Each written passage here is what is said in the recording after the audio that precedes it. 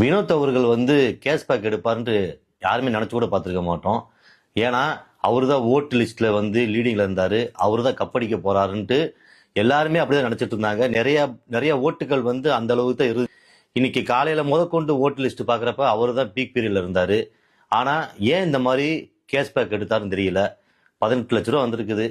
அது உள்ளுக்குள்ள வந்தவங்க ஏதாச்சும் மைண்ட் வாஷ் பண்ணாங்களா, இல்ல நம்ம ஜெயிக்க மாட்டோம் அப்படின்ட்டு அவருக்கே வந்து ஒரு நினைப்பு வந்துருச்சு போல.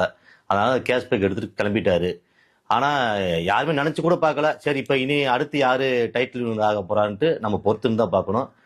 வினோத் அவர்களுக்கு இப்ப வெளியில போய் ஒரு நல்ல ஒரு பட வாய்ப்போ, அவர் வந்து ஃபுல்லா சர்வே பண்ணி ஒரு நல்ல நிலைமையில போகணும்.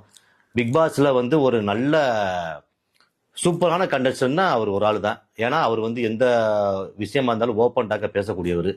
சரி, இனிமேல் அவருடைய வாழ்க்கை பயணம் நல்லபடியாக தொடரட்டும். அதுக்கு என்னுடைய வாழ்த்துக்கள். நன்றி.